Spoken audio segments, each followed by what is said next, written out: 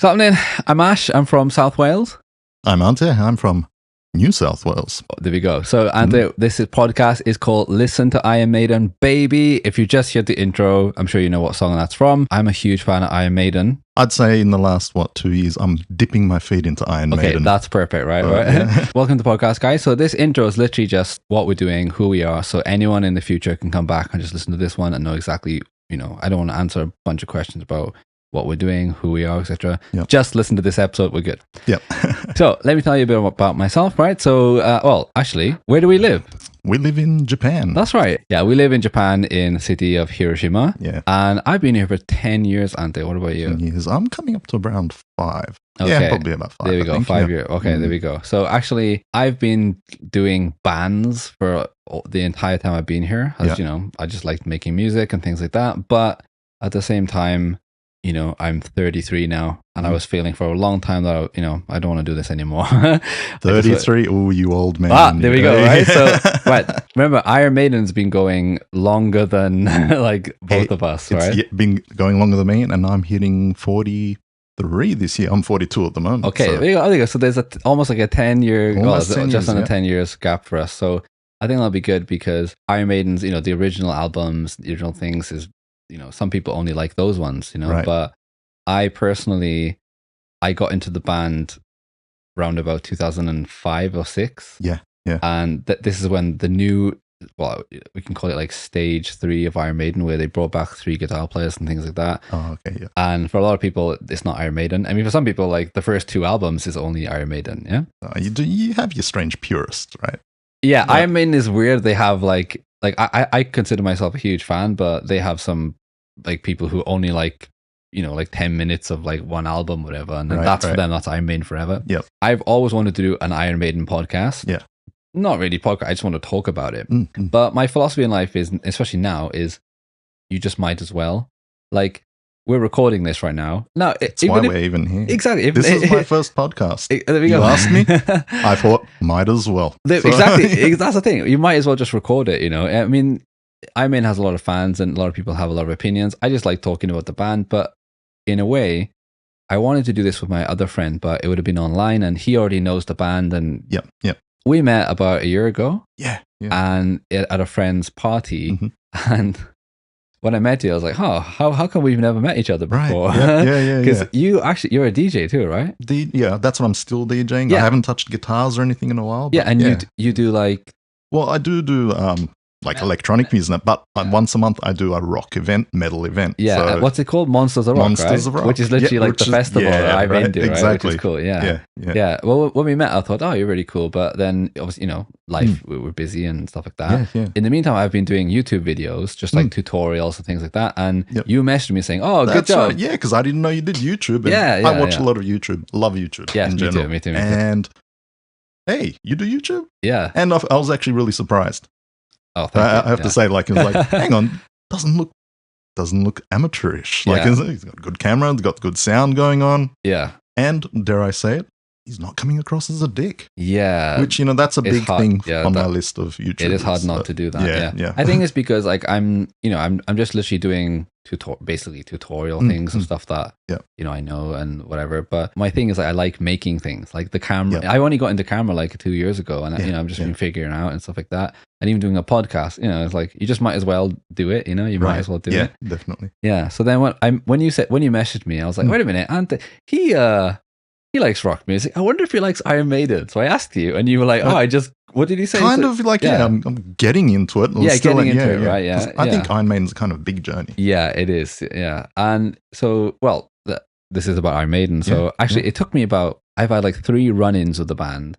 And nice. It took about until the 3rd one until I really became a big fan. Yeah. So I remember when I was a kid, my dad is a huge AC/DC fan. Mm-hmm. Now, when I say huge, I mean I think every item of clothing he has on is AC/DC, and his car is just AC/DC.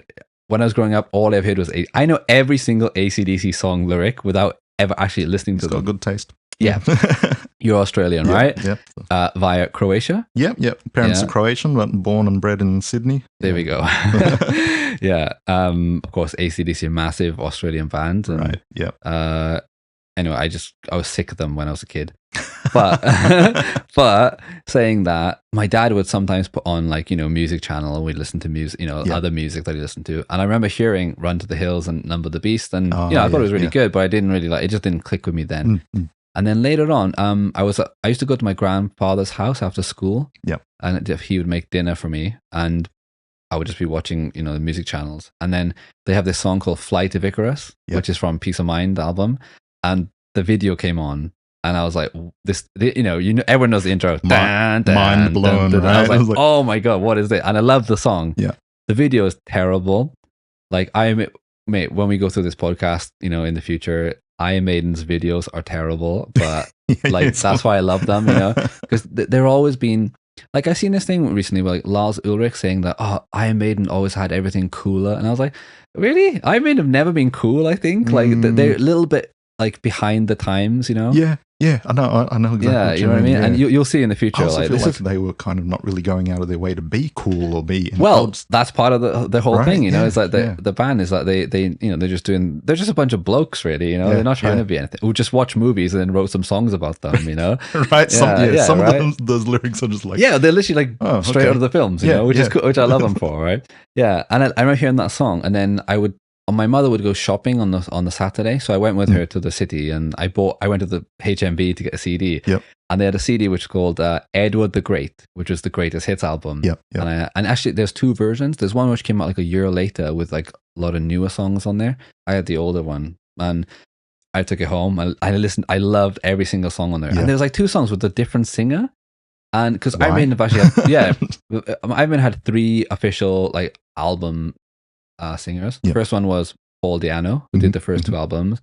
Then Bruce Dickinson, whose name is actually Paul as well. Yeah. His real name is Paul Bruce Dickinson. Then he left, and then they brought on another guy, which was 2 albums, whose name was Paul Blaze Bailey. His name is Paul. I'm joking. His name is Blaze Bailey. Okay. Yeah. But he did 2 albums. This is how you know I'm a newbie still. Exactly. This is what I'm saying, right? This is what I'm saying is that I could be doing this with the guy who loves Iron Maiden, and it would just be like, oh, it's good, isn't it? But that's why I thought it was great, because when you said to me that you had only been recently getting into it, I thought, that's perfect, because like I don't want to be sitting here going like, everyone, did you know this? Because most people listening to this will know the trivia, but it's kind of interesting. I can talk to you about it. Well, hopefully there'll be people listening that are like on my level as well. Yeah, hopefully too. Yeah, that's true. Let us all learn together. Exactly. Yeah. I mean, they're hilariously, amazingly, just a brilliant band in a lot of ways. But at the same time, they're very difficult to get into in a certain way because of how, like, they're not quite. Oh my God, what's that band that dress up like Conan the Barbarian? Oh, is that Manowar? Is it Manowar? Yeah, Manowar. Is it G-War? There's something like that, isn't it? I think it's Manowar. Yeah, Manowar, like full on like cheesy. We are style. Like, They're not quite there, but they're not quite like Metallica, who are just listen, we're just a bunch of kids playing music. They're in the middle of that, and it can be difficult to get into them sometimes. But but when I bought their album, I loved every song, and especially the greatest hits, right? Yeah. But I was like maybe 14 then. I didn't really have the money to go and buy every CD of the album, all the albums at that time. And by then they've got a bit of a discography. So, they had a lot of CD. I just bought the album. I didn't even think to buy the other ones. I just wasn't in the right frame of mind, I guess. But anyway, I faded. I still listen to other music too. And then go ahead. You have brothers or sisters? Yeah, I have one brother. One brother, older, younger. Younger, and he's completely opposite into. I was going to say the whole CD thing. Yeah. So for me, I'm the youngest. I've got an older brother and older sister. Okay. They were big into metal, and I didn't have to spend any money on CDs. Lucky, see? And their influence was just put on me. So I was like, got big into Bon Jovi at first, and then things got just escalated from then. So, okay. Yeah, didn't have to spend money on CDs. I was very lucky, so I kind of pity you in a sense there. I see. Yeah, I didn't really, I didn't become obsessed with them at that point. Yeah. But when it was weird, so when I went to college, I went to do audio engineering, and I met all these different guys who were into like different music, like death metal and modern metal or whatever. And I really got into all these new bands and things like that. But at the same time, Iron Maiden had just released a new album, which is called A Matter of Life and Death. Which cover is that now? I'm trying to think. It's the one with the tank on it. Okay. Yeah, it's one of the newer ones. And they decided to play the entire album live. And I don't know why, but I got that album from my friend, and something clicked, and I just became like, oh my God, this is the best band ever. And I had a bit of money, then I bought all the old albums, and I just, I just fell in love with the band, and I got to see them at Download Festival, and a couple of months later, and I was like, oh my god, and I just became obsessed with the band. So it took me a while to actually. I did bump into them a few times, but it took until that time where I really got into it. For me, it'd have to start off with the whole music thing. So I only knew Iron Maiden when I was young, only through their album covers, really. Oh yeah, they do have awesome album, like so grabbing for me, like, album covers. Heavy metal. When I think heavy metal album covers, I think Eddie. Okay, yeah. In the various different poses and that. Yes. But it was strange. Now, like I was saying, growing up, listening to heavy metal, Bon Jovi, all Skid Row, and then things escalated. I think at one stage we were talking like Obituary and Morbid Angel. Oh, okay. We got to some much heavy stuff. Right? Yeah. However, for some reason, the Iron Maiden train we never got on. And it was only like a few years ago, or me and my brother, we got into just buying vinyl and records. And so we started buying all the older stuff. And it's just like, he loved Iron Maiden covers. And it's like, so I bought one, he bought another one. We're listening to them. We used to do a thing where we'd, just maybe on the Friday nights, instead of going out, I'd go to his house, have some scotch, put on some vinyl. And we looked at each other and went, why did we never listen to Iron Maiden? Yeah. Like we were both like, we were never, it's not like we never didn't like them. I mean, we're listening and going, this is really good stuff. Yeah. So I don't get it. Which album was it? Which album? So I'm thinking, which one is it? The Pharaoh on the front. Power Slave. Power Slave was one of them. I forget which one he had. And then there was also Number of the Beast. Of course, yeah. I'm just listening to those and going, what? Why? Why didn't we? This is great. That is interesting, because if you listen to like all that other stuff, exactly, it is weird, isn't and it? It's like not like we weren't aware of them.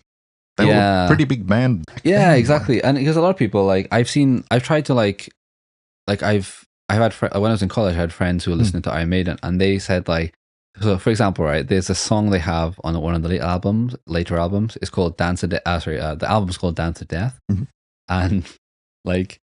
The song's called Rainmaker, and the song is like, it kicks off with like this amazing riff, and then he starts singing, and they're like, oh, the voice is okay, but the way he says it, I think the line is, while I was walking through the desert, something, I saw a choir of angels calling out my name, and it's like that line of choir of angels puts a lot of people off, because they're like, it just goes too far into like the I don't know, like I guess it's cheese, but I don't know what they call it. But that's what Iron Maiden like for a lot of people, is that they're like, oh, this is a good riff. But then, like, I talked about earlier, the album Peace of Mind, which has the Trooper on it and Flight of Icarus.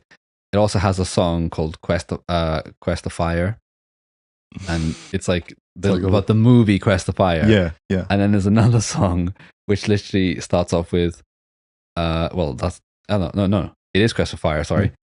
The opening line is, in a age where dinosaurs roamed the earth, or something like that. That's a great intro. And it's funny, and it's like, I heard you recommend that to someone. We're like, dinosaurs, And it's funny because I'm a huge Iron Maiden fan, but I really, the last like couple of years, I've been listening to other music, So this podcast is a way for me to listen back into it and really, dive into it. And also for us to hang out together and for me now, like I said, when we're just talking about doing the project things, just like, listen to some Iron Maiden. That's not hard to do. Let's listen to some chore, right? Yeah. Or maybe even like, lately, when I'm at work, it's just me in the office. So I've always got music on. Yeah. It'll be either music or a podcast, that's good. Depending on what I'm doing. But I've found in the last few years, I don't know, maybe because I'm getting old, but the music I'm listening to, as in new music, I'm going backwards. In the years, like listening to like, hang on, I know of this, but I've never listened to it. Yeah. Let's listen to it. Yeah, I mean, there is a lot, right? And how are you listening to it as well? On YouTube or? Depends. Recently, I've been doing Spotify. Oh, okay, yeah. Which is really annoying if you're like a tight ass like me and I don't pay for it. So if it's on the mobile phone, it's like the ads, it's all random and there's ads. Whereas if I'm at work on the PC or whatever, I just pop it on and just let it run through. And I used to have Spotify, but I switched to Apple Music because I get the package thing, which is Apple Music, Apple TV, and 200 gigabytes of thing for 2,000 yen. That's nothing. Yeah, and you can have like 2 other people on there as well. That's really good. And it's like, And actually the music quality is much better too. Spotify is great for like playlists. Spotify, I felt like when I went from YouTube to Spotify, like the audio. Yeah, it is much better. Well, YouTube is compressed as hell because, there's a lot of stuff on there. Yeah. Spotify is better, but what's good about Spotify is that there's a lot of like playlists and things like that. You can really find new music. Yeah. I think Apple Music is good if you know what you like and you can just find it. So for me, I know what I like already. I'm not really looking that much for new music, so it works very well. I love Iron Maiden so much, and I love everything with the band members and all the all the like stuff that's going on with them, whatever. And I really looking forward to just chatting them with you, Ante, and anyone that's listening as well. You can email us at listen to ironmaidenbaby@gmail.com. Whatever you want to talk about, if you have any comments. And also, like I said, I'm not like some like Iron Maiden wizard that knows everything. What? I'm probably why am I here? Hang on. I know a lot, right? Okay, I know a lot, but you know more than me. Yeah, I know more than you. Which is really not saying much. That's true. That's true. I know a lot. So, but at the same time, it's I really just like talking about Iron Maiden, and of course, listen to the album. So what we're gonna do is today is just like the intro. The next episode we're gonna actually which is kind of funny because on YouTube, they have the early years documentary, right? Yeah. And I bought those DVDs back in the day, and I was like, they were really expensive, right. And now they're like free on YouTube. Yep. And that's how media's done now, isn't it? But I was really annoyed about that. Actually, I was like, oh my god, I paid so much money for these DVDs. Anyway, so we've both watched them. Yep. And we'll just go through them and just talk about the early days, whatever. Because I have a lot to say about that DVD in particular, and they went through a lot of guitarists in the early days. Yeah, it is interesting how they do it. An eye for that, right? Yeah, I mean, like Steve Harris, the bass player, the creator of the band. Because every band needs like one guy who's like driving things. And, you can't just have everyone, in charge, whatever. So he's the main guy, and then everyone bounces off that, which is really cool. Yeah. You can see in that documentary how he was like he's the linchpin. Like how driven and what he wants to do, which is cool. And then once we've got through that, we'll move on to the first Iron Maiden album with Paul Di'Anno.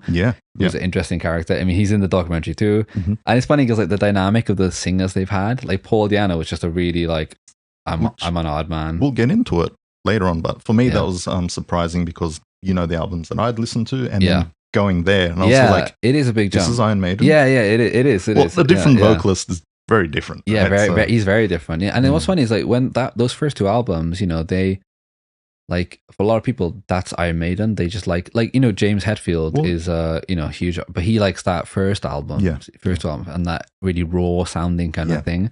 And for a lot of the people, Iron Maiden is Bruce, with his soaring vocals, which I think is, that's my Iron Maiden when I picture it, right? Yeah. And then, like I said, going back to that first time, I was like, wait, hang on a sec.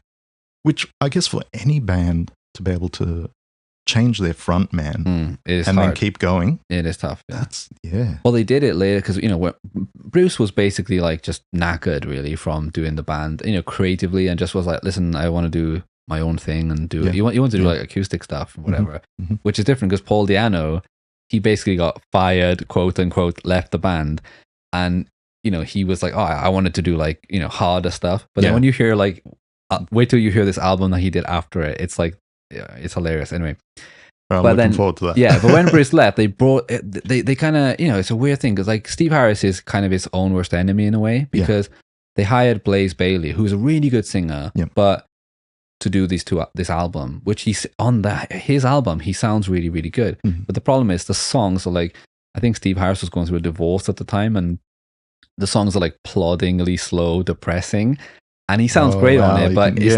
when you go from Run to the Hills kind of stuff to these, don't get me wrong, I do love the Blaze albums, but they are really, really different, and he sounds great for them. But at the same time, when they go on tour, he's having to sing all the old songs, right? Right. And so his register is like much lower than Bruce, right?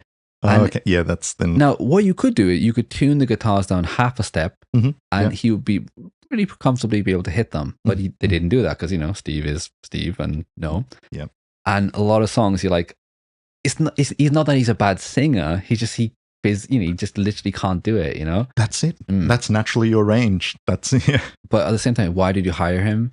Like you're like, Steve, did you just hire him to do this one album and then that's it, because you still had to go into, you didn't think it through kind of thing. Yeah. What year was that album? It was, I thought it was 1993 or something like that. So there's already a massive catalogue under the belt. Oh, yeah. And it's... Yeah. Yeah. Why?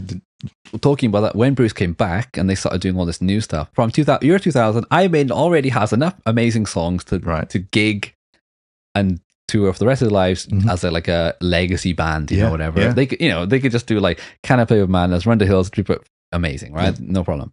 And no one's going to complain. No one will complain. But they decided when Bruce came back, he said, listen, we're not doing a legacy thing. We're making all new music. And everyone was like, yeah, okay, that's fine. And that's what they've been doing now. But at the same time, because they have that back catalogue of awesome stuff, like the stuff that made them famous, the latest albums are very, let's say, a lot of fat on them. Like they're a bit long and a lot of long, but at the same time, they've earned it,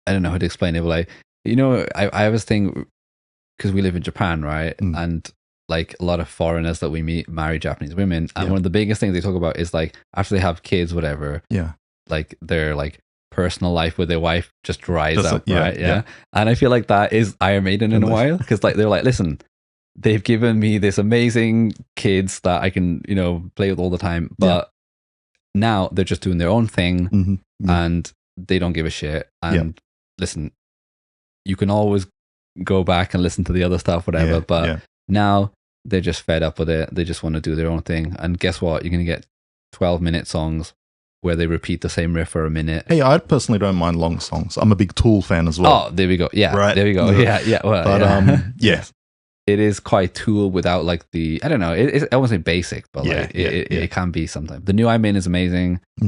Middle Iron Maiden is amazing. And those two early Paul Di'Anno albums are amazing too. But like Paul Di'Anno's attitude is just really, like I read his book as well. He has his autobiography. All he talks about in is how many girls he banged, how many drugs he did. And like he contradicts himself all the time. And so, okay, for example, right? And like he said, like he doesn't care about Iron Maiden, but then listen to this, right? This is him on stage. Yeah. Okay, I'm going to do the one song which I wrote this song. This is the song that made Iron Maiden famous. This is about sex, drugs, rock and roll, Harley Davidson, motorcycle. Hell's Angels forever. So that song is Running Free. And he said, this is the song that makes Iron Maiden famous. I'm like, I'm pretty sure Run to the Hills made them famous, whatever. He's got a weird stick up his ass, whatever. And there's another one where this guy is like shouting, I think they're in like some Croatian country, like near Croatia. And some guy is shouting, Bruce Dickinson. And I think he's trying to say to him, you're awesome. I don't like Bruce Dickinson. But he just says Bruce Dickinson. And he's like, what about Bruce Dickinson? I don't sing opera. Like he's really arsey about it, And, the contrast of the other guy, which is Blaze Bayley, who did the two albums. And he's kind of hated by Iron Maiden fans because of those two albums. But he is really nice guy, really, respectful about his time in the band or whatever. But there's this one time they played in I think it's Chile, where someone like, it's weird in Chile, people spit on bands all the time. What is that? I don't know, because I watched it literally on YouTube today. It was a Axl Rose compilation of him like being pissed off, whatever. And it's usually like in Chile or somewhere where someone's spitting on the band, whatever. I think it's like it was their culture or something. I don't know. Anyway. Why are you going to see these bands if you just want to spit? It's weird, isn't it? It's weird. I mean, and of course, like it's not like every day that they go to Chile, is it? It's quite a rare thing. But they're spitting on the bands, and Iron Maiden was one of those bands that got spat on. And Blaze Bayley is just like shouting in the crowd. Yes. I think you showed me that one, didn't you? I've made it. Have you got it? Yeah. So once anyone listen to this, guys, I've got like a little iPad clipboard which I just make a lot of clips on it, and I'm gonna do it sporadically through the podcast. Here's one. So he's from Birmingham as well, so he's got this really like Birmingham. Have you been to the UK? I haven't been to the UK. All right, there you go. So I'm sorry, but my image is like, is it ever sunny there? No, never. Fair enough. All right. But Birmingham is famous for like Black Sabbath, right? And Judas Priest. But also they have one of the worst accents in the UK. Everything sounds really depressing. Right. Like, I'm really happy. like, I went to the shop and I bought an ice cream. It was really delicious. Like, it's really like, oh, are you okay? Like, yeah, I'm not sold, man. yeah. And that's why it's very, the UK is just, it's so many accents, things like that. Yeah. It's very difficult. But yeah, he's from Birmingham and fucking get it! He's a really nice guy. But I love this video when he's just going, get him! Fucking get him! That's what. I'm fucking killing myself! Like, so this one where he's on stage, right? And there's like, is it a security person there as well? Yeah. They're trying to point out. It's hilarious, And I mean, I've got a lot of these things. I mean, even in the intro, I put they got a famous B-side. That's another thing with their B-side. You said vinyl, right? Yeah. All the Iron Maiden B-sides are just like jokes, basically, and like they got one. That's cool. It is good. Yeah, they got one where basically the bass player's wireless unit was malfunctioning. Yeah, and the drummer, Nico, was doing a drum solo, and he told him, listen, go tell him to extend the solo so I can fix my gear. But the guy who was doing it was like a lighting engineer, and he's like poking him in the back with a stick while he's doing a drum solo. How annoying would that be? Yeah, and he's like, what the fuck? And he fucks up, right? Anyway, so then they have a fight later about it. And then Bruce Dickinson is like, oh, I'm going to record this. He sneaks in there with a recorder and he records the fight. And what a smart ass. Exactly, right? And it literally, like, it's hilarious. We'll play it one day when we get to it. But, like, it is hilarious because, they're fighting about it. And, Bruce is kind of like fanning the flames a bit, and trying to get more juicy stuff. Yeah, exactly. And it ends with Steve finding the recorder. Yeah. And he goes, hang on, some cunt's recording this. So you can hear it on the end of this side, but it's hilarious. But actually, when he found it, he tried to smash it. But Bruce had literally recorded the song Power Slave, which was written by Bruce. Ooh, that was on that. And he was like, to save it, which is cool. Yeah, anyway, great song that is. But yeah. So they had that on a B-side. Yeah, and then he says the B-side is really cool, yeah. By the way, so we don't, when this episode comes out, we will have some social media, but Anta, you made these coasters, which I can't believe. Aces High. How did you make this coaster? Freshly made. So yeah, all by hand. I carved out of stone with a nice little hammer. No, all what's engraved on. That's, I think, slate. It's a slate coaster. It's slate coaster. We've engraved Eddie in his flight gear. Okay. So, and the Aces High on so it's all laser engraved. All right. Well, guys, go to Instagram or Twitter and look for Listen to Iron Maiden Baby podcast, because this is the first photo I'm going to post on there. I mean, this is amazing. Like, I can't believe how good this is. I had to go, me personally, I'm a big aviation fan as well. Just like Bruce. There we go. See, right. I had to go with Eddie with his flight gear on. So yeah. Actually, man, Iron Maiden has on the albums. They have an 18-minute song about one of these old like aircraft things, which I'm sure. Like, I'm laughing, but I'm not surprised. Yeah, because I have seen some interviews and just things of like Bruce with his aviation things. Yeah, and, he's proper into it, and there's this song, and like it's called Empire of the Clouds, and it's like. Bruce wrote it on a piano and stuff, and he won in a raffle as well. He won it in a raffle and was like, oh, let me just, next thing you know, an 18-minute song about this bloody R108 or something. I don't know what it's called, like this massive like airship. Well, I don't know. Talking like a World War II around that time, whatever. I don't know the details, but I'm going to have to look this one up then. Yeah. But of course, like, I have my opinions, and I'm looking forward to hearing what you think about, because we're going to, I was thinking like doing random albums, but I think it's cool to do it in order so we can, experience the full thing, because, there's like member changes and, Bruce leaving was a big thing, but actually before that, the guitar player, Adrian Smith, he left. And for me, he's the main thing of Adrian. I love Adrian Smith so much. Like, listen, if I was in an elevator with myself, Adrian, and the girl of my dreams, and he farted, I would take the blame easily, right? I love the man, right? Like, and when he left, there was a huge gap gone, because like the two albums that he's not on, which is No Prayer for the Dying and Fear of the Dark with the Bruce, they just lack something. And then the next two albums with the producer retired, and there's just Steve, and you're like, got a new singer, and it's like, oh, mate, a little bit lost. I am in this huge journey, and I'm looking forward to talking about it with you, who is someone who doesn't know much about it. So it's going to be exciting for me. Fill my head with knowledge that I don't really need, but that's the type of knowledge I like. I love it. Yeah. And like I said, we don't know each other that well, which is for me is even better, because exactly. So this will be us kind of getting to know each other as well along the way. Yeah, so. And might as well, right? We might as well record it and chat and I'm check it up online. I'm looking forward to the laughs and the arguments. Who knows? We might be like, hating each other by the end of this. Fucking get it! Yes, exactly. See, perfect. I knew that. Yeah. That's it. Yeah, actually, so like I got a bunch of them, which is like, for example, like so Steve Harris, like I said, he's his own worst enemy. You know, he does a lot of backing vocals when they play live, and he cannot sing. Now, listen, this was in a recent concert where like his vocals were like, someone filmed it from the side so you could hear his vocals. Listen to this, right? Yeah.